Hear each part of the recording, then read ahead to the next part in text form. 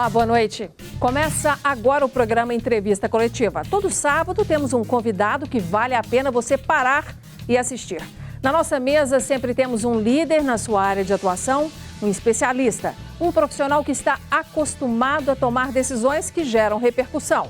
A conversa de hoje terá como foco as próximas eleições, aguardadas para este ano ainda, apesar de todas as dificuldades e restrições orçamentárias causadas pelo combate ao coronavírus. O sistema eleitoral, os avanços no processo, a biometria, o significado do voto na vida dos brasileiros.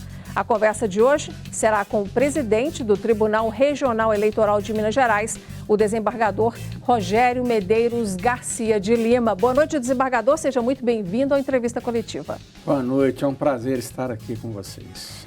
Desembargador, vamos começar, claro, com as eleições. Tem uma expectativa no ar? Será que elas vão mesmo acontecer em outubro ou neste ano, né? O Congresso já fala em adiar para novembro, outros para dezembro. Qual é a expectativa do senhor? E até agora, até o momento, a orientação do Tribunal Superior Eleitoral? A orientação de Brasília, do TSE, é ainda trabalhar com o calendário normal, né? Tudo é possível, né? O vírus da noite para o dia desapareceu, um verdadeiro milagre da natureza, uma descoberta de uma medicação eficaz. E dentro dos nossos cálculos, se essa eliminação do risco, né, ocorrer ainda no mês de maio e a epidemia não entrar pelo mês de junho, a gente mantém tranquilamente o calendário normal das eleições. Ou seja, em outubro, o primeiro turno, ali logo no Primeiro domingo começo. de outubro, exatamente, e segundo turno, onde houver, no último domingo de outubro. Mas entrando a pandemia, ainda persistindo, né, o risco de infecção comunitária a partir de junho, nós já temos que pensar numa hipótese realmente de adiamento, mas essa competência para adiar e definir novas datas, prorrogação ou não de mandatos, não é? É sempre do Congresso Nacional, mediante emenda à Constituição e algumas alterações na lei das eleições. Porque caberá ao Tribunal Superior Eleitoral e às cortes regionais cumprirem o que o Congresso determinar nesta proposta de emenda constitucional. Exatamente, até porque o Congresso, para deliberar, ele terá que ouvir a Justiça Eleitoral, sobretudo o nosso órgão de cúpula, que é o TSE, com os seus ministros, o presidente Barroso assumindo em breve, né, dia 25 de maio, a presidência, os técnicos, o nosso corpo técnico, porque existe todo um know-how, né, uma técnica para se fazer eleições, cumprir prazos, né?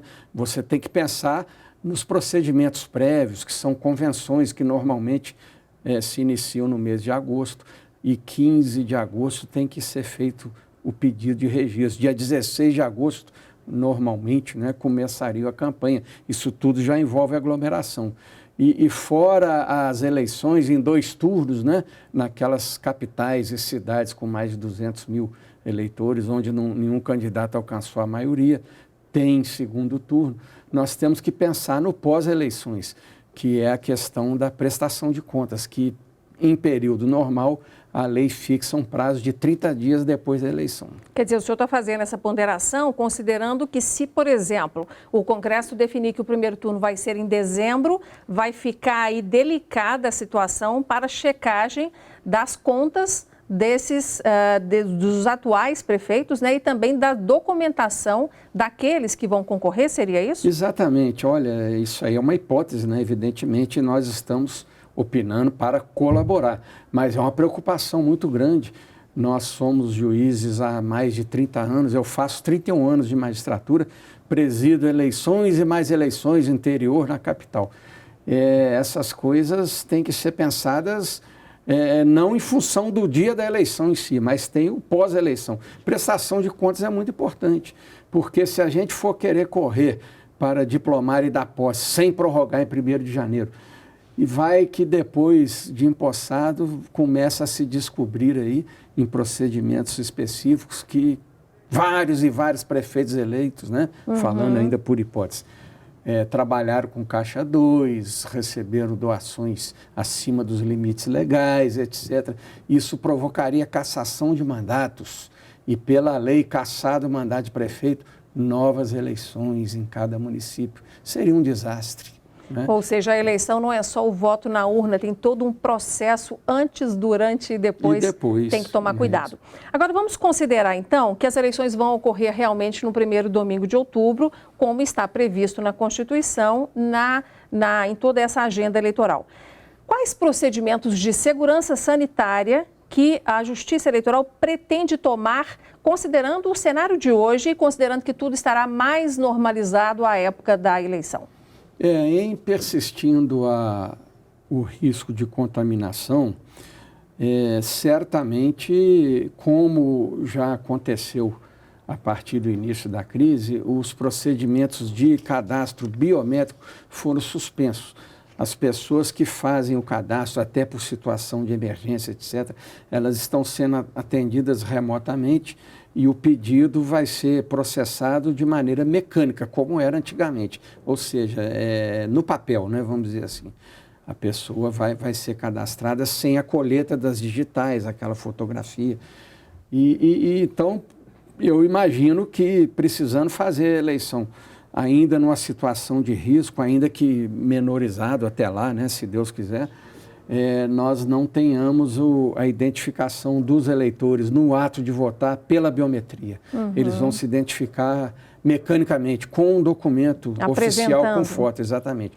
Só vai digitar no momento mesmo de teclar lá os números na urna eletrônica e nós vamos ter o álcool gel, talvez aquela luvinha de plástico. Pois é, descartável, né? Porque realmente, para ter celeridade no processo de votação, porque é um entra e sai ali, dependendo da sessão, não pode ter alguém esperando limpar ali. Tem que ser um procedimento que já seja mais automatizado e que dependa de quem chega, né? Por exemplo, a luvinha pode ser uma solução adotada? Pode ser uma solução e deverá ser, né?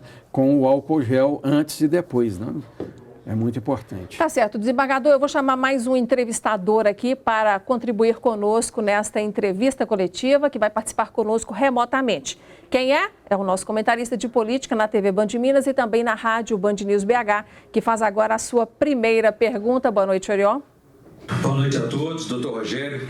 Numa situação de adiamento maior, levando as eleições municipais para as eleições gerais de 2022, haveria dificuldades para o eleitor escolher vários candidatos de prefeito a presidente? Afetaria o debate com a prevalência dos assuntos nacionais? Pergunta antecipando uma situação para o senhor. Pois é, o Orion, sempre muito inteligente, né? Condutor do programa Pensamento Jurídico, que eu também já participei da AMAGES, Associação dos Magistrados. Essa questão da dificuldade do eleitor em si não me preocupa. O eleitor, já com 2 décadas de urna eletrônica, ele está cada vez mais familiarizado com o processo, né? E nós temos o apoio da mídia, dos próprios partidos políticos, agora as redes sociais, orientando, né, como votar. Eu acredito que demoraria um pouco mais o processo, porque acrescentaríamos a eleição geral, né, presidente, governador, senador e deputados, prefeitos e vereadores. Demoraria um pouco mais de tempo.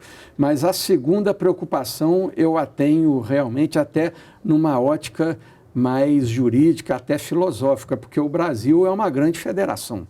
O nosso modelo de Estado é o federalista, né? Desde que proclamada a República, o Rui Barbosa introduziu esse modelo na Constituição de 1891, inspirado na República Norte-Americana.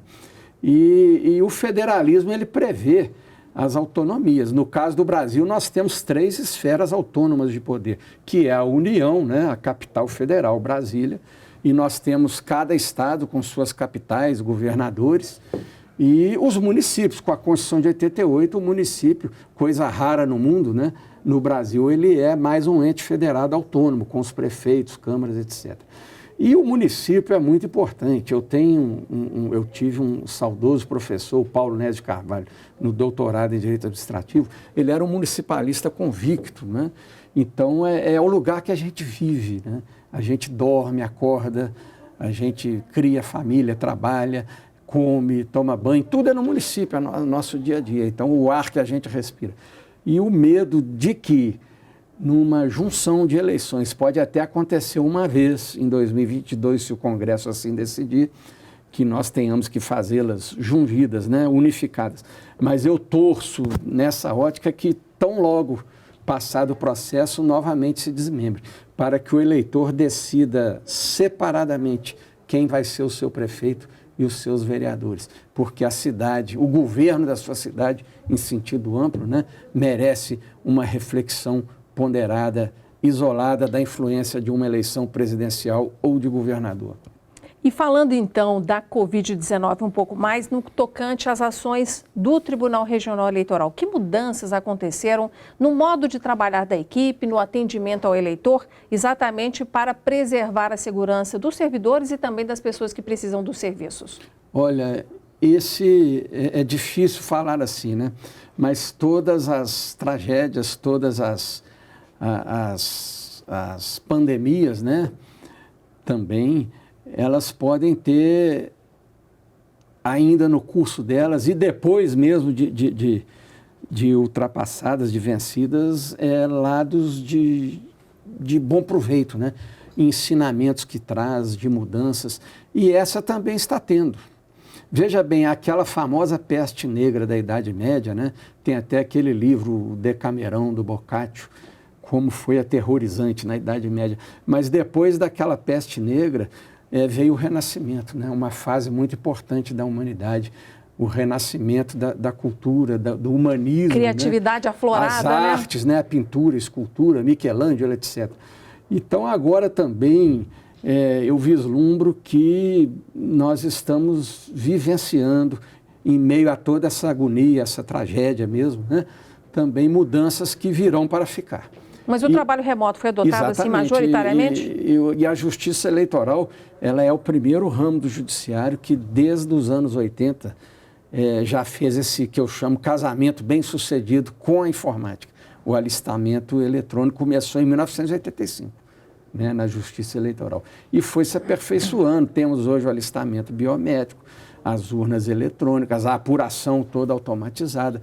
O judiciário como um todo já adotando o processo judicial eletrônico, no nosso caso, né, registro de candidatos, todos os recursos eleitorais, as ações eleitorais envolvendo eleições ou não, são processados eletronicamente.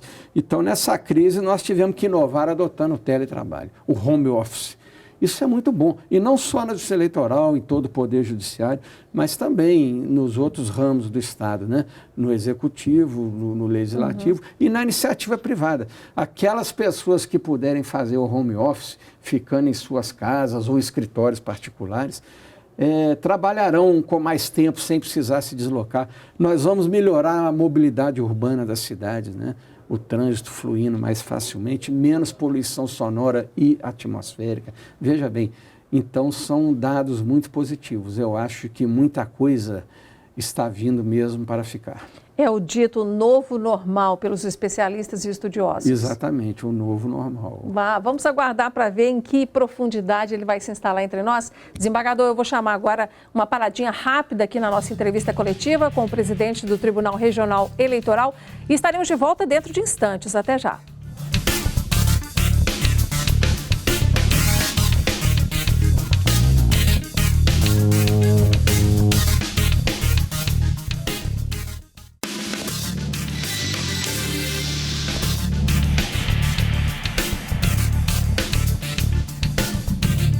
As eleições para prefeitos e vereadores deverão ser realizadas neste ano, mesmo com todas as dificuldades geradas pela pandemia da Covid-19. E esse é um dos assuntos que estamos discutindo com o nosso convidado do Entrevista Coletiva deste sábado.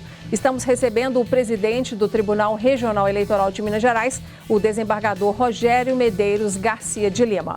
Desembargador, a questão da biometria, que já é exigida para vários municípios, acabou tendo aí um tempo, né? Ficou de stand-by por uma decisão relacionada à pandemia, uma questão de segurança. São mais de 100 municípios que deveriam já votar com biometria nas eleições deste ano e que não vão ser obrigados mais a fazer isso? Exatamente. Cada estado no Brasil, ele tem a sua programação, né? Os seus ciclos de realizar a biometria, porque a meta do TSE é de que até 2022 todo o eleitorado brasileiro esteja cadastrado pela biometria. No caso de Minas Gerais, São Paulo também, né? Rio, Bahia, nós somos os maiores colégios eleitorais. Minas, inclusive, o maior número de municípios, né? São Paulo, o maior número de eleitores. Então, evidentemente, o nosso processo é mais longo, mais difícil, volumoso, mas nós ainda assim, nessa parte aí do meu mandato, tivemos um ciclo que envolveu 175 municípios. Neles fechou o cadastramento da biometria? Nós tivemos a sorte de que com 3 datas, uma em outubro de 2019 e outra em dezembro, e a última foi dia 6 de março. Que nós fechamos. E tem municípios... Prazos, né? Para que os eleitores fossem ao TRE. Comparecessem. 6 de março foram os grandes municípios desse ciclo. Eu cito o exemplo de Juiz de Fora, Valadares, Montes Claros, né? E outros aí de médio até pequeno porte. Então, normalmente, os eleitores que não compareceram na data fatal para fazer o alistamento, eles teriam a sua inscrição cancelada, não poderiam votar, além daqueles aborrecimentos de não tirar o CPF, não poder fazer concurso público, financiamentos bancários, passaporte, né? Então, o que aconteceu? Diante desse quadro aí da pandemia, logo em meados de março, o TSE, quando formalizou por resolução a adoção do teletrabalho e suspendendo os atendimentos de rotina, né, de eleitores, ele vamos usar uma palavra mais simples, ele perdoou, anistiou esses eleitores, de tal forma que os eleitores que eram para estar com os títulos cassados, né, pelo não comparecimento à revisão biométrica, eles vão poder votar mesmo não tendo feito a biometria. À exceção de alguns poucos e pequenos municípios, que talvez não passe muito de 20, né, que são aqueles casos da biometria, da revisão biométrica de eleitorado por suspeita de fraude. Esses não serão perdoados, porque havia suspeita de fraude de transferências irregulares, mas são poucos municípios em Minas e geralmente muito pequenos. Os demais vão votar. Agora, desembargador, há quem diga que a gente não precisava da biometria porque o sistema eleitoral brasileiro já era eficiente, rápido e confiável. Por que nós optamos pela biometria que exigiu gastos novos, né, em todo o sistema da Justiça Eleitoral? Olha, a biometria ela é muito importante porque é uma segurança máxima, né? Você tem a coleta das impressões digitais, a fotografia em alta resolução. Então, você elimina de vez o risco de alguém votar no lugar de uma pessoa. O risco até muito raro, mas que ainda pode existir, por exemplo, de algum parente ainda votar no lugar de uma pessoa que já morreu, né? Agora não, com o cadastro biométrico em 2022, 100% no eleitorado brasileiro, esse risco desaparecerá de vez. Tem algum outro país do mundo que usa a biometria da forma como o Brasil está pensando em fechar para 2022? Eu acredito que não. Nem os Estados Unidos, que é uma grande república, eles têm um direito eleitoral. A autonomia federativa deles, ela é muito mais ampla do que a nossa. Então, cada estado tem suas regras eleitorais, né? E lá eles usam a cédula ainda, não, né? Alguns estados, alguns usam urna eletrônica, a maioria usa cédula. Então, eu acredito, o sistema eleitoral brasileiro, isso eu posso dizer, é o mais avançado do mundo. Tanto que quando houve o imbróglio lá na eleição do George Bush, em 2000, o editorial do New York Times falou que quiséramos nós termos aqui na América do Norte um sistema eficiente como o brasileiro. Uma apuração que praticamente às 8 da noite, né, ou até um pouco antes, a gente já consegue saber os eleitos pela rapidez da apuração. Nós vamos agora chamar então mais uma pergunta aqui para a nossa entrevista coletiva do nosso comentarista de política na TV Band Minas e também na Rádio Band News BH, que vai fazer uma nova interlocução aqui com o desembargador. Diga, Orion. Ainda sobre o adiamento sem prorrogação de mandatos, por exemplo, na linha sucessória, na ausência do prefeito, assumiria o presidente da Câmara. Na ausência deste, o juiz local. Os juízes estão preparados para essa missão, levando-se em conta que, em alguns casos, os juízes, em muitos casos, atendem a vários municípios dentro da mesma comarca? Orion, a questão é interessante. Primeiro que cada lei orgânica de município, que é uma espécie de constituição municipal, né, ela que prevê essa sucessão e normalmente é um juiz de direito, ou o diretor do foro, ou o juiz eleitoral, né? E realmente naquelas comarcas ou zonas eleitorais onde há apenas um juiz, nós teríamos a dificuldade de que será que ele responderia pela gestão de todos os municípios?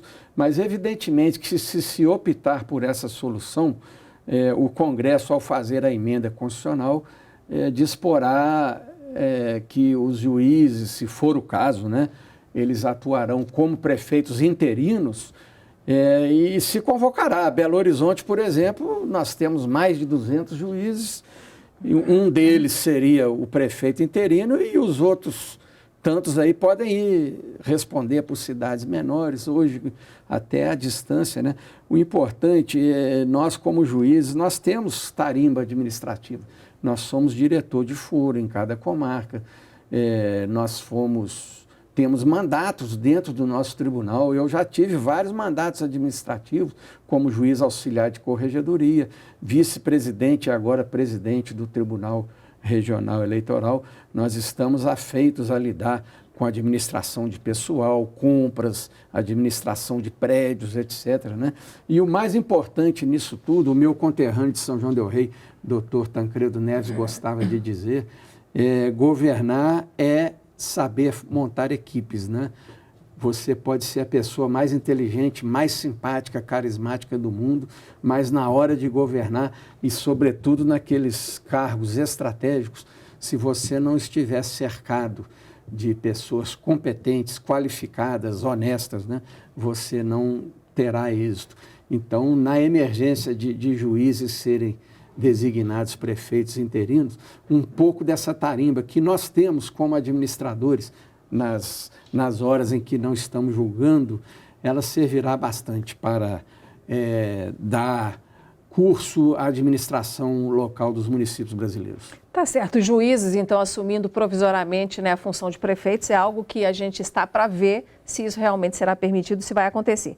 Mas já é um fato que no dia 15 de maio, a Justiça Eleitoral liberou aí o cadastramento para o financiamento dos pré-candidatos pela internet.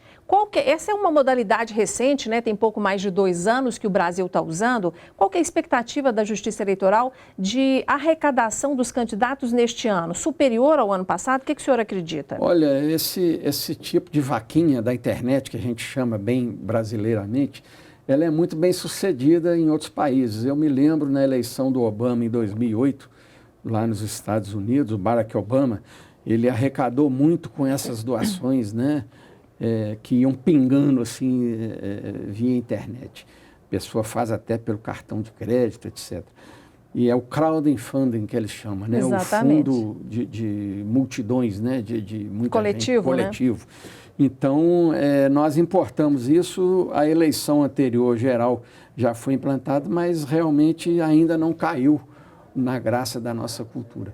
E o que eu lamento profundamente, e com todo respeito, é que o Supremo Tribunal Federal, em 2014, entendeu inconstitucional a doação eleitoral de empresas, pessoas jurídicas.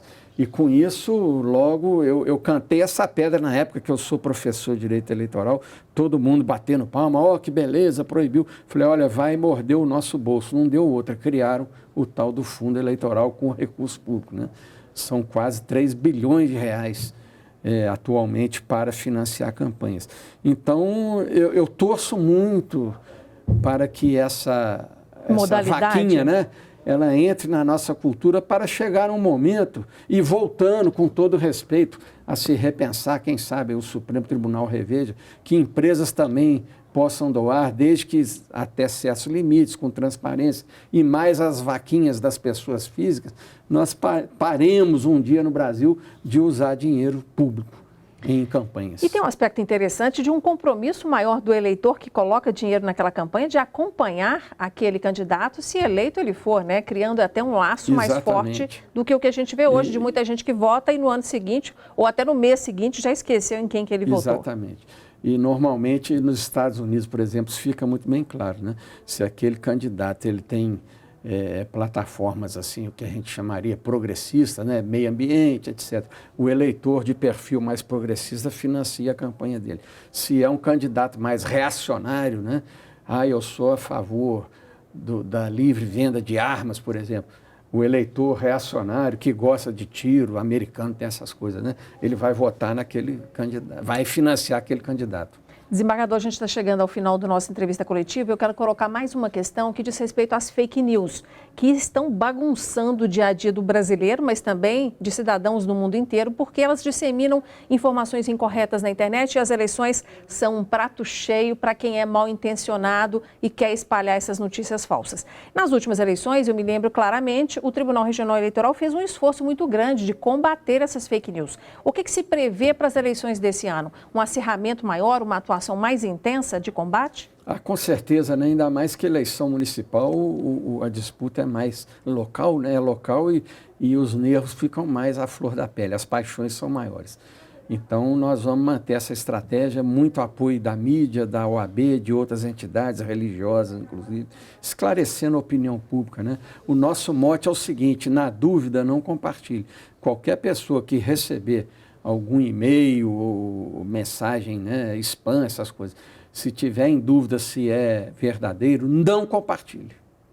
Ou seja, a orientação é também passar pela página do TRE, por exemplo, e consultar alguma informação antes de compartilhar. As grandes emissoras também de rádio e televisão têm. E agora é crime, né? Se pegar alguém e provar que criou ou compartilhou dolosamente, de má fé, para beneficiar ou prejudicar alguém, pode pegar até 8 anos de cadeia. Exatamente. Nós vamos ter delegados federais e técnicos federais da Polícia Federal dentro do TRE para fazer essas perícias em tempo real. Excelente alerta feito. Eu quero agradecer ao senhor pela presença aqui, viu? E contar com a sua participação em outras oportunidades. Muito obrigada. Eu que agradeço. Parabéns. Um programa de altíssimo nível que eu pude participar. Tá certo, muito obrigada mais uma vez. Encerramos aqui então o programa Entrevista Coletiva. Eu espero sinceramente que tenha sido um tempo útil para você, um momento de aprendizado, daqueles que reforçam as nossas convicções ou que nos dão a oportunidade de repensar as nossas certezas. Você pode rever ou compartilhar o programa acessando o Facebook ou o YouTube no nosso perfil TV Band Minas. Bom final de semana e até a próxima.